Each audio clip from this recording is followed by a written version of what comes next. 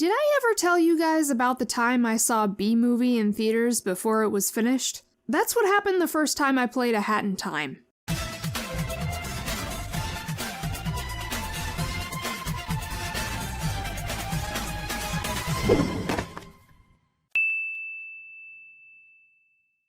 Hey guys, it's Miharu. Released on Steam in October 2017, A Hat in Time is a 3D platformer developed by Gears for Breakfast and funded through Kickstarter. And it was successful? Yeah, crazy, right? It's a collectathon, very much inspired by Spyro and Banjo, and one of my favorite games of all time. However, I primarily did and still do all of my gaming on console rather than PC. So that year, for Christmas, I received the newly released PS4 version of A Hat in Time. And of course, I loved it. Super fun, super easy to 100%, thanks a lot, seal the deal, with tons of memorable characters and a soundtrack that rivals the games that inspired it. However, my first experience with the game was a bit different. After a couple playthroughs, I found myself on YouTube looking up gameplay of the Steam version, and suddenly became aware there was something a bit off about the one I had. Dropping platforms that should have been cookies weren't, certain lines of dialogue weren't voiced, some areas played the wrong music. What was all this? Had I really been playing an unfinished product? And that's not even the weirdest thing. What got me was, for the longest time, I couldn't find any information that this was even the case. Until several months ago, when I finally decided to take another look at the cutting room floor. And then I saw it. Under version differences was a subpage. Initial console builds. This was it. Every oddity I remembered was listed on this page. So why was it like this? Well, as it turns out, these original console releases were utilizing an early build of the game that was compiled before its launch on PC. As such, it contains some rather interesting differences when compared to the final version. I'd also like to point out that this didn't get patched until over 3 years later when the DLCs finally came to PS4 and Xbox One. So if you weren't playing this on Steam at launch, chances are you were playing an incomplete game. But aside from missing textures and music errors, I'm sure you're all eager to know what exactly set this version apart from what we would later be familiar with.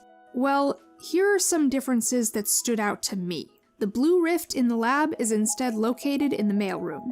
The badge seller is in a different location in Mafia Town. There's no celebration when you get the timepiece in Heating Up Mafia Town. Instead, you get it in the area before you're launched up. The Mafia boss has some dialogue about not seeing timepieces for 100 years. The friends to enemies gag meter doesn't show up after Mustache Girl pickpockets your pawns. Cooking Cat uses he/him pronouns, despite being referred to as she/her later on. Cooking Cat has served his mission. The pictures from Picture Perfect don't show up in the spaceship afterward, and there's a third blue painting in Subcon Forest. Keep in mind, this isn't all of them, just a few that I noticed in my own playthroughs. But there's one more, my personal favorite of the bunch, and one I'm really sad was fixed in the patch. Time's ticking away, darling! Better hurry up, darling! Let me tell you, it was not easy to find footage of this, but yes, you heard right.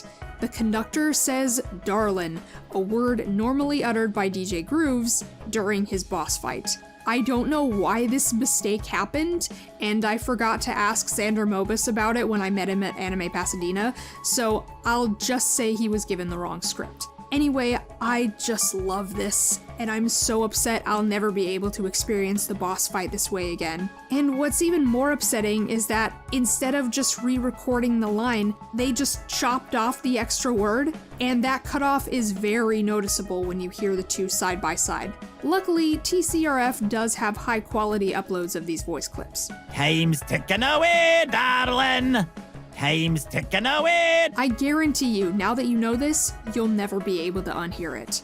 I find it strange just how well kept a secret all of this was. that such significant differences could go unnoticed for so long. After all, it's not like this was some beta build that only a select few got to play. For over 3 years, this was the console version, and it's baffling to me that no one brings it up when discussing this game's cut content. But honestly, I'm glad this is how I was introduced to it. It's like growing up with the Black Label version of Spyro 3, except instead of game-breaking glitches, I received forbidden knowledge. But what do you guys think? How did you first experience A Hat in Time? Were you aware of any of the details I mentioned? Leave a comment below and let me know.